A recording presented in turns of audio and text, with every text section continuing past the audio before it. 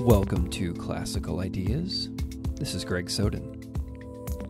Today's world is more connected than ever, yet it simultaneously seems more fractious as well. First, our interpersonal relationships since the rise of the internet have broken open our social dialogue in new ways, both for good and ill. Next, the human family around the world is also facing immense ecological challenges.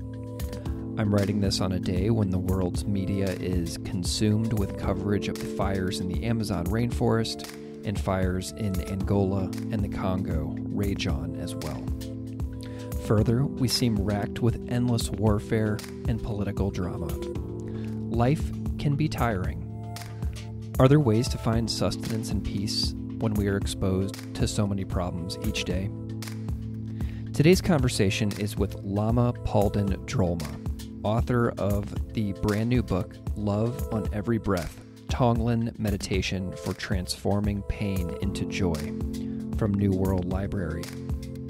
Lama Palden Drolma is a Western teacher trained by Tibetan Buddhist masters.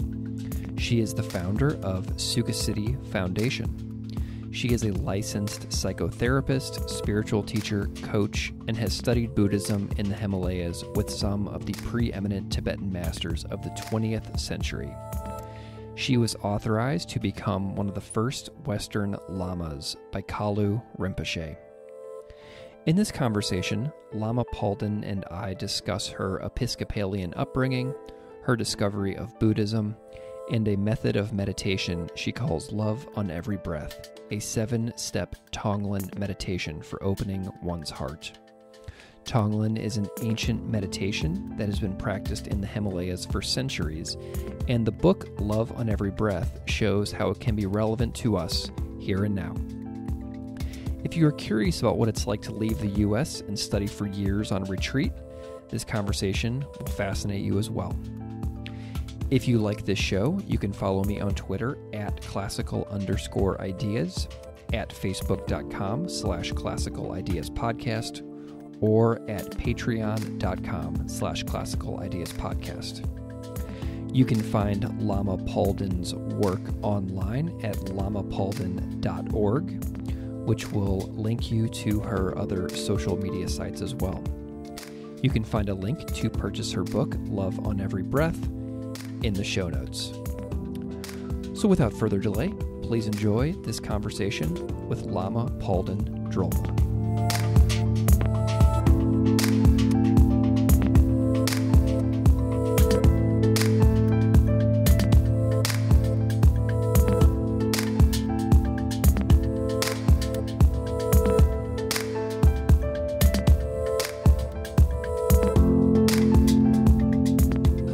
Lama Palden, welcome to Classical Ideas. It's so great to have you here.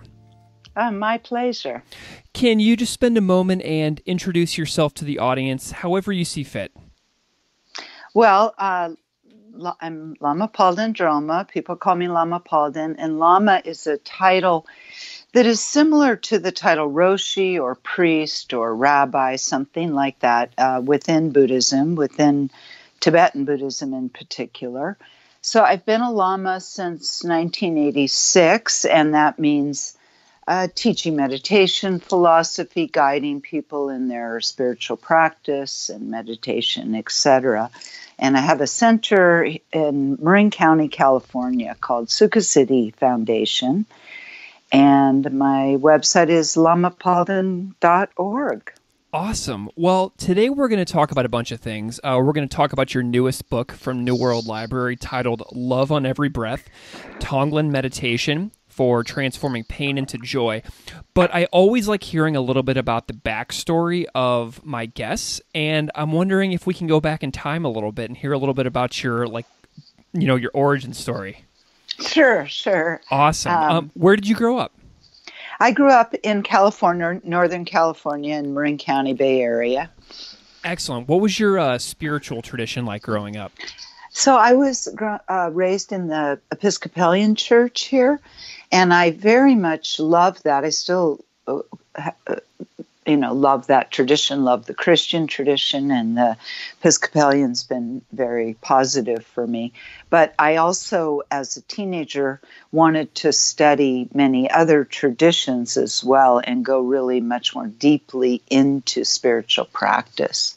Cool. Were you inspired by Alan Watts at all growing up? I was a little young for him, although his houseboat was right near me. Oh. Where he lived was right nearby. I'm a little young for that, but I was very much inspired by Gandhi and Yogananda and other spiritual figures, that I came across from the age of about 14 on. Cool. Let's talk a little bit about that age. So I know that today you're one of the first Western Lamas in Tibetan Buddhism, as you mentioned. And I'm curious about that path out of the childhood tradition, which you loved, of Episcopalianism, to your first exposure to Buddhism. When did you discover Buddhism? How did it click with your way of viewing the world as a young person? Oh, well, it didn't really happen like that. It happened differently. So I've always been, since about 9, 10, 11, very interested in all spiritual traditions, and I really feel there's so much richness and beauty in each tradition. So that's always drawn me, and then I was exposed in school in 9th grade to Religion's a Man by Houston Smith, and then I just began exploring in different traditions and was studying and practicing in Sufism and mystical Christianity on my own. In Sufism, I had teachers, but mystical Christianity on my own. I studied in college a comparative mysticism program I put together myself.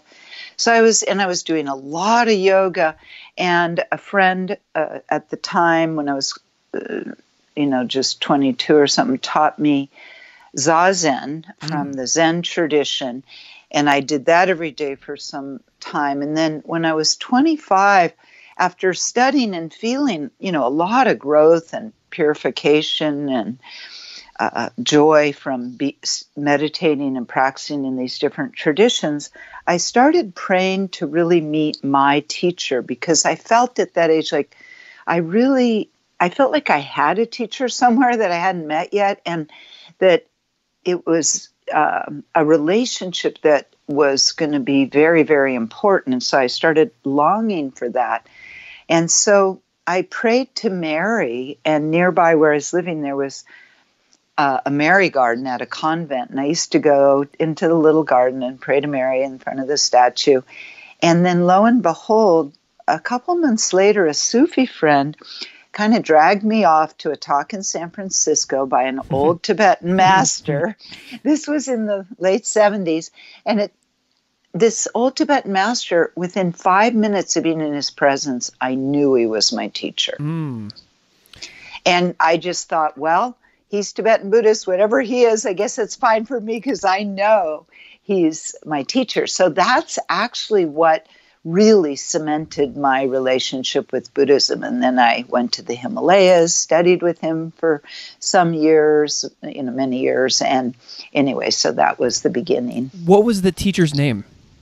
Kalu Rinpoche, K-A-L-U Rinpoche, was a very highly respected 20th century master.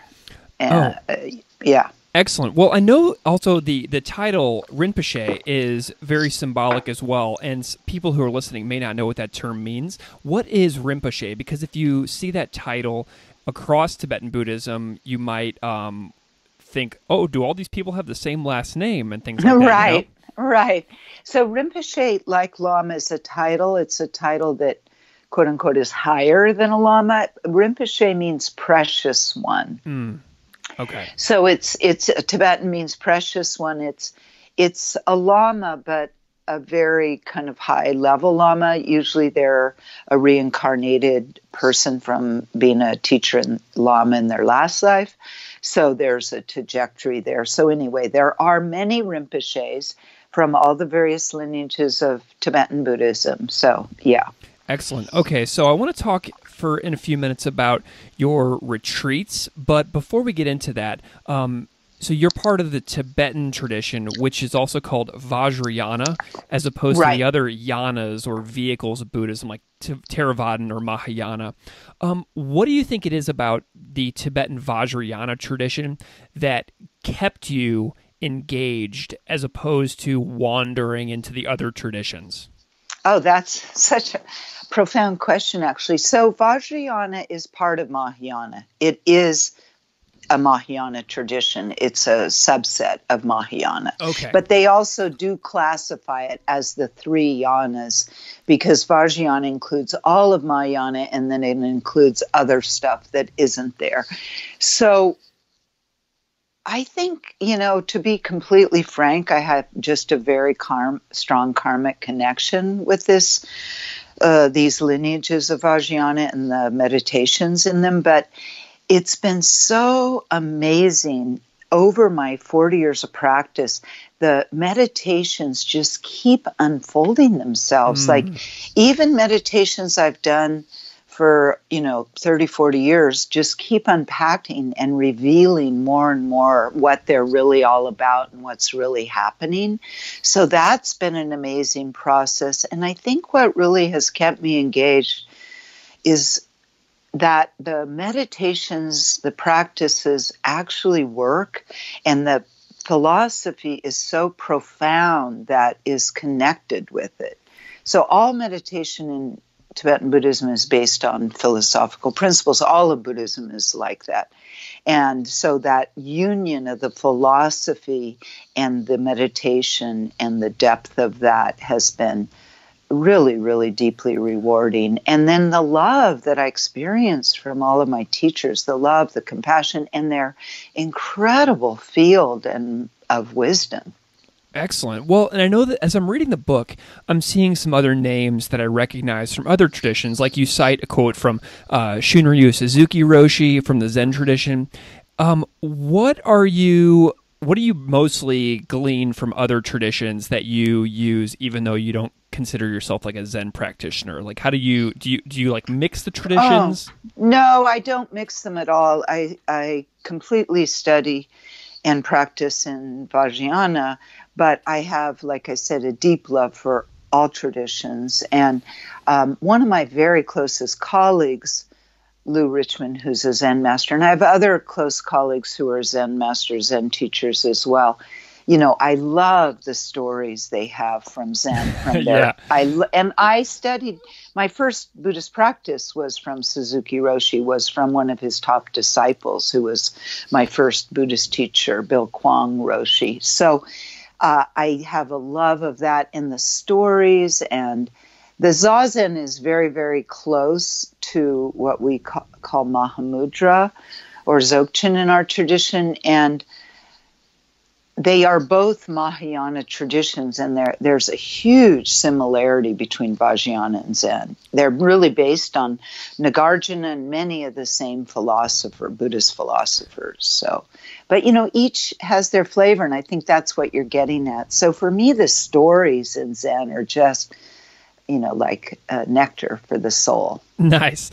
Okay, so what age did you go to the Himalayas?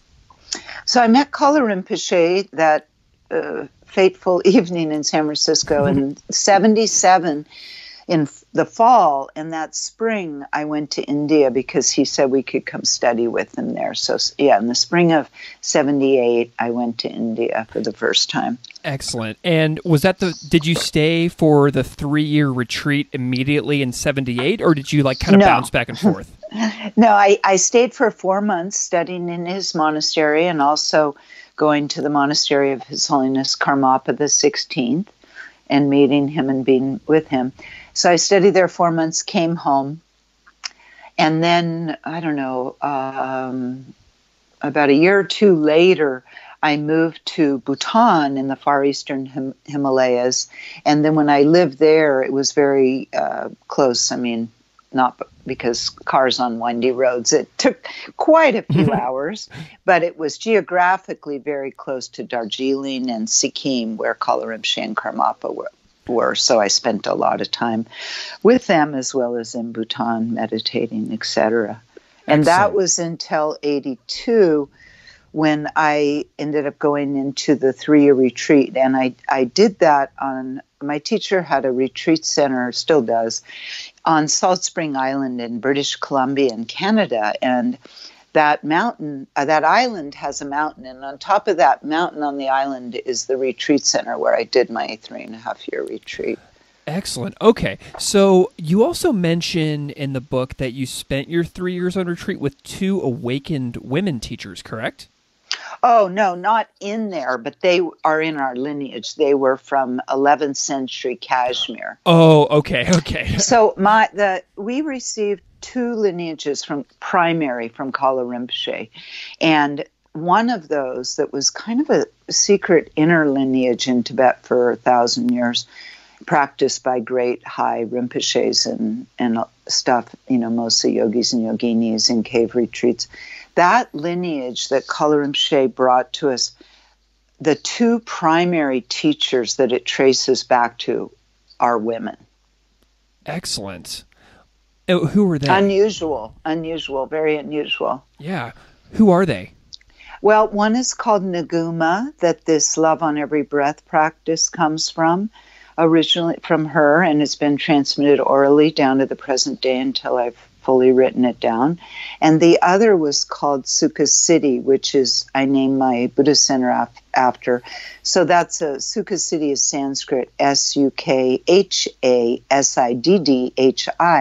So both of those women attained full awakening at that time. Okay. All right. So when I first received this book, the word Tonglen in the title stood out to me because it's new to me, and I have never I've never discussed it on this show. So, what does this title, this word in the subtitle Tonglen, what does that mean? Excellent question. Yes, Tonglen means taking and sending, and so the heart of this practice, there's 8 steps in the practice, and that helps us get to the point where we're fully, able to do this meditation. And you can do any step anytime for 10 or 30 seconds, or you can sit on the cushion and do it for as long as you like, or do the entire meditation, all the steps on the cushion. But the heart of the meditation is this taking and sending, which is taking in, actually opening ourselves to be aware and have compassion and love for people suffering, ourselves, others, everyone in the whole world, the whole human race, humans and animals, everyone. And to open our heart to be aware of the suffering and to bring compassion and love to that. And there's a transformational practice that happens in the heart chakra in this meditation where the suffering is transformed and liberated into love and healing energy, into awakened love and healing energy, and then sent back into whoever we're doing the Tonglen for, ourselves or others or the whole world or a certain group of people. So it's that taking, in a sense, that becoming aware, breathing in the suffering, and it's instantly transformed in the heart chakra by a brilliant light and a lightning bolt. And there's a symbol in the heart that we meditate on as the ever-present awakened divine awareness that is at the heart of each and every one of us. And that is what does the transformation. And this may sound challenging or difficult, like, oh, I could never do that.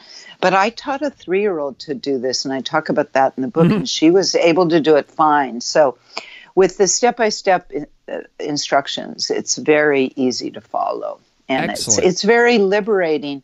And the transformation of our own suffering and what we feel from others, their suffering, and transforming that into joy, into love, which then automatically brings joy with it.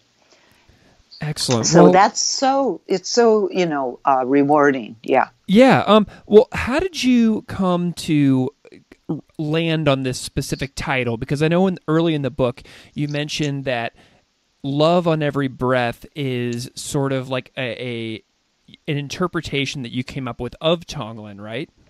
No, it's the title I gave to the Nguma Tonglen practice. Oh, okay. So she gave this enlightened woman of the 11th century Kashmir Buddhist Mahasiddha, gave this meditation, and I just call it Love on Every Breath. In Tibetan, they call it Extraordinary Tonglen.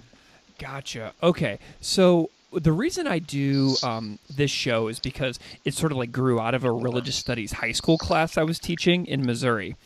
And, nice. Yeah, so this is like a way for me to get together with people and talk about some of the things that they practice and study and write about, and then try to boil it down as clearly as possible for the students that I teach.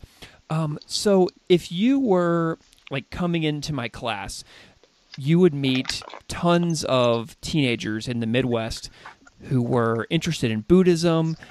They've loved meeting Tibetan monks in our school presentations. A few live in Kansas City, and they've come and talked to us. And if you were standing in front of these like very curious 18-year-olds, how would you describe the process on Love on Every Breath to them to make it understandable to, America's young people? Fantastic question. First, before I started doing that, I would tell them that from a Buddhist point of view, that who we truly are, is a union of wisdom and love, wisdom and compassion. And that who we truly are is awakened, pure, incredible beings. And that we're not in touch with the reality of the unbelievable magnificence of who we really are. And that the spiritual path helps us uncover that. And this is called our Buddha nature, our inherent awake nature that is wisdom and love. And I would explain to them that this meditation is about transforming suffering, but that it's based on that we all are actually awakened beings. We don't know it is one of the ways it's said, or there's the seed of complete awakening within us that through our meditation and practice on the spiritual path, we bring to fruition. And then I would go into the steps of the practice for them. Should I go ahead and talk about that? Maybe list them as, you can give a little bit of detail, but they're so well described in the book as well. Okay, so the first one is resting in open awareness. And then seeking refuge in awakened sanctuary. So that means calling on, if you're in a Christian tradition, God, maybe God, Jesus, and the Holy Spirit, or could be Muhammad or Allah, or the Buddhas. So seeking refuge in awakened sanctuary, it's bringing in this awake divine presence to be with us, to give us sanctuary. Then cultivating awakened mind is a Sanskrit term, actually, that's translated as that means we enter into our meditation on behalf of all beings everywhere. We're not just doing it for ourselves. We're always entering into our meditation or spiritual practice on behalf of all beings to bring benefit to all beings. And then stepping into love is the next step, and very kind of guidance on how to do that. And then the heart of Love on Every Breath is the taking and sending, and there's a step of starting with yourself, because if we really have compassion for ourselves, it opens us up so much more to be able to be there for others. And it's important that we heal and love from the inside out, and we are the center of our experience. So we do the Love on Every Breath for ourselves first, then for others. And then the seventh step is because this has been a whole creative imagination meditation where we're visualizing and coordinating it with the breath, and then we let everything go and just dissolve again back to open space awareness, like the first step. And then the very last step, we dedicate any and all benefit from the meditation, that all sentient beings may be free of suffering and come into who and what they truly are, come to complete and total happiness and liberation. One step that really jumped out at me as I was reading the book is the one that you call taking and sending for yourself. And that involves, like, from my interpretation, involves imagining our ordinary self in front of us and contemplating the pain and wounds and meeting ourselves with loving awareness. And I've had some limited experiences in meditation groups and classes for the last several years. And one of the things that I always find myself doing while I'm on the cushion in a room with other people is I sort of feel like I'm looking at myself. Like I feel like there's two of me and I'm sitting there staring across at like where another person would be, but it's like me. Yes. So I'm like looking back and forth at myself. And I get stuck on this because I feel like there's a lot in there that I'm still working on, that is sort of like blocking me from moving on to the next steps of, I feel like pretty good about my relationships with other people, but like I feel like there's so many things that I'm still blocked on. I feel like I'm stuck on step 5.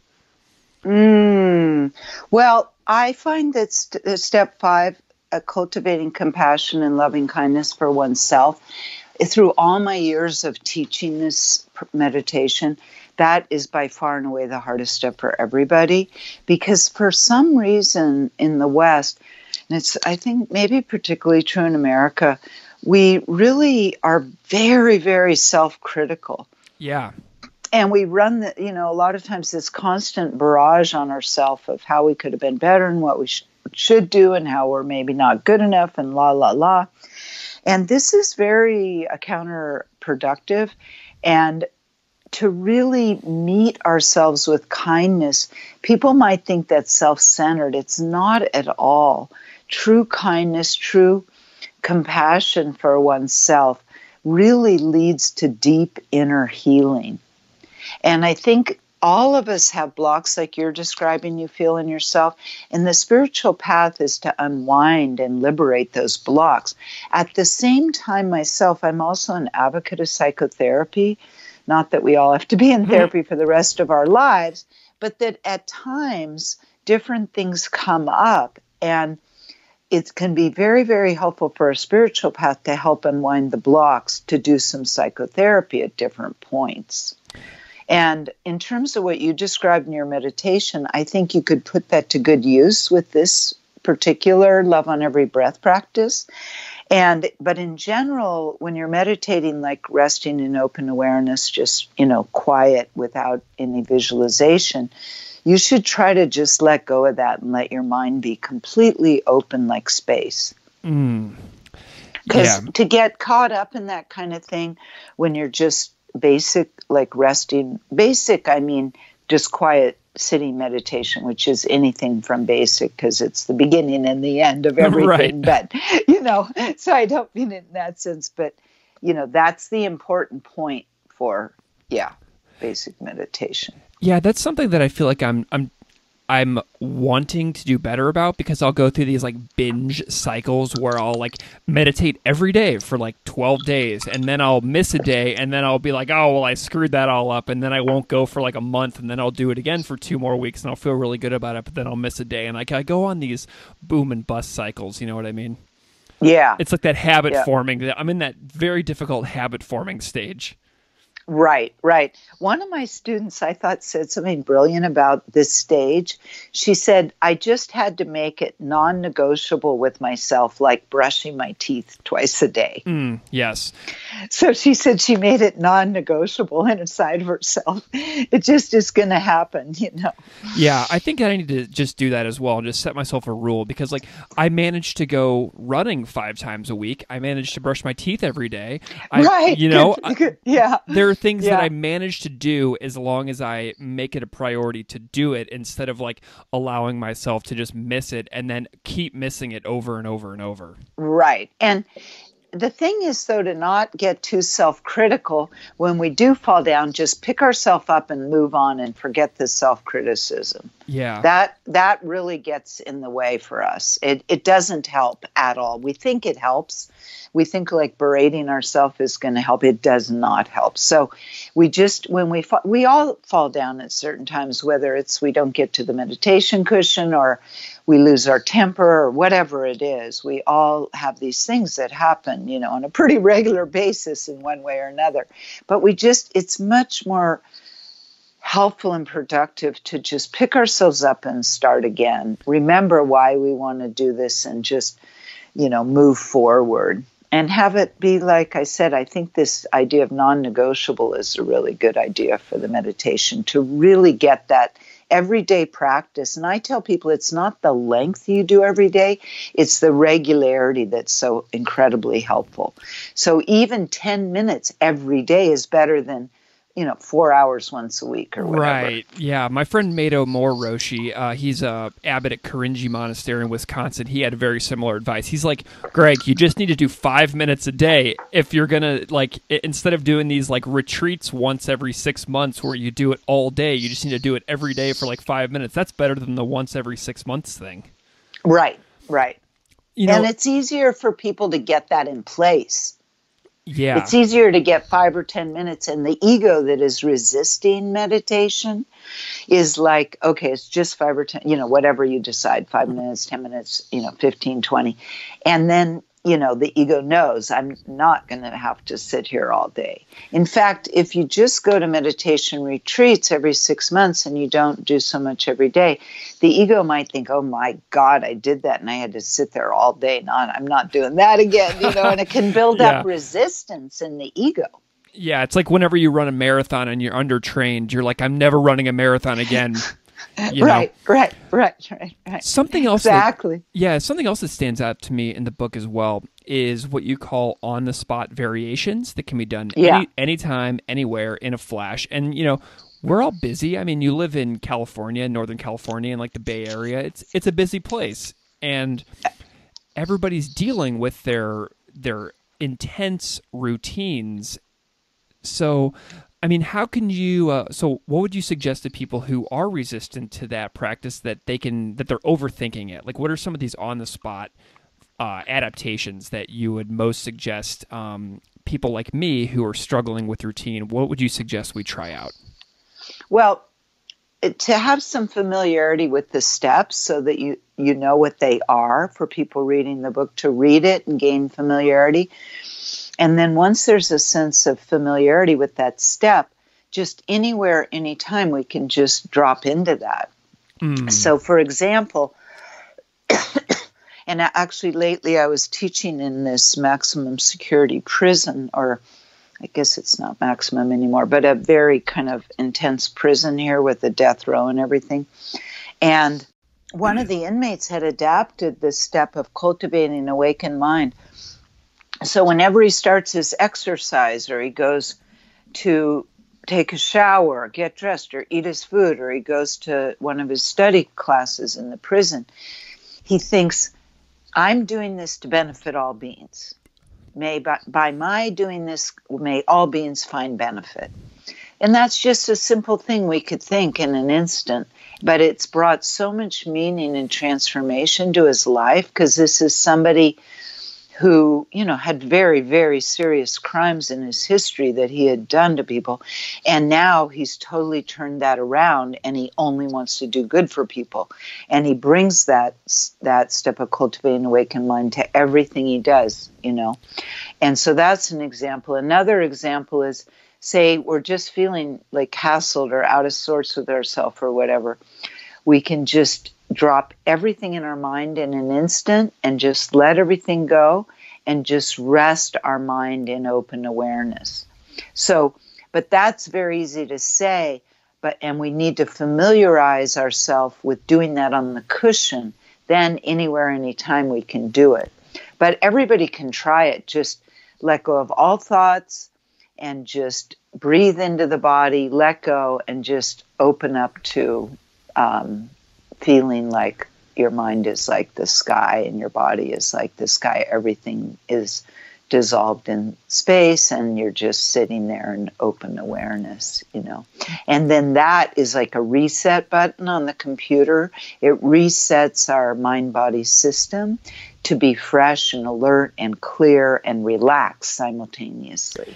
Your example of teaching in the prison really just jumped out at me, because the subtitle in the book it says Transforming Pain into Joy. And you think about pain in society, and a prison does not seem like a place where joy would be easy to come by. Do you have any other experiences of powerful moments during your teaching in places where joy seems extremely hard to get to? Good question. Well, one thing I'll tell you that comes to mind immediately is that when I was in the prison recently, I came in because a friend of mine who's a Buddhist is a chaplain there, and she invited me in. And so she's been working with various groups of men throughout the prison for 8 years. And this one group she'd been working in depth with for quite a long time. And as soon as I sat down and we began to meditate, and I led the whole meditation for them, the energy in the room, the depth of the concentration and stillness, and the really good feeling in the room was amazing to me. It's just because, once these guys that are in that situation have a helping hand of certain teachers and chaplains and people that volunteer or work in the prison, and they want to turn their lives around and they have the right kind of help to do that, it's just unbelievable. It's just so moving and so touching. And these guys were already strongly, were already on that path. They had already turned their lives around. They had already been praying and meditating. And some of them go to the different spiritual groups, like they go to the Catholic group or, the Zen group. They go to study different things and meditate in different ways. But I was blown away by the beauty of the energy of their meditation. Wonderful. Well, I'm curious if there's anything messages in the book that we didn't get to talk about today that you wanted to suggest for the audience before we wrap up. I think two things, Greg. One is we all know we're facing very, very challenging times for humanity right now. Indeed. And a lot of divisiveness and a lot of, just difficult situations we're facing and having to try to come to terms with and deal with. So this book offers two things at this time that are the primary, I think. And one is, with all the divisiveness and hatred throughout our planet, we are not going to solve our global crises unless we can cooperate and actually have a positive regard, or at least neutral, open regard with each other where we can work together. And we need to open our hearts to ourselves and others, not in any sloppy, sentimental way, but in a way that is actual and that works, so that we can begin to cooperate with each other. And that the book really, really helps us to open our hearts to ourselves and others at this critical time in our human history when we're all, in some ways, all of us are having a hard time if we're awake to what's happening, because, it's painful what's happening with humanity right now. So that's one thing. The other thing we all need during this time is deep inner sustenance. We need to be able to connect with a place inside of ourselves that really sustains and nourishes us, as well as our friends and family and our churches and synagogues and wherever else we get nourishment and sustenance. But we also really need to be able to tap into that inside anytime. And Love on Every Breath really brings us to that. I couldn't agree more, because the last couple of days I've been in sort of like a downward spiral in my mood regarding some of the ecological crises that have been in the news this end of August of 2019. And so I appreciate that that closing sentiment. I know that you said at the beginning of our time where people can find you online, but do you want to remind the audience where they can find you if they want to know more about your work? Sure. LamaPalden.org. So LamaPalden, LamaPalden.org. And the book is Love on Every Breath. And there's various information, and people will be able to listen to this and other interviews there as well. Excellent. Well, Lama Palden, thank you so much for your time today. It's been a real pleasure having you. It's been great talking with you, Greg, and all the best to you. Thank you.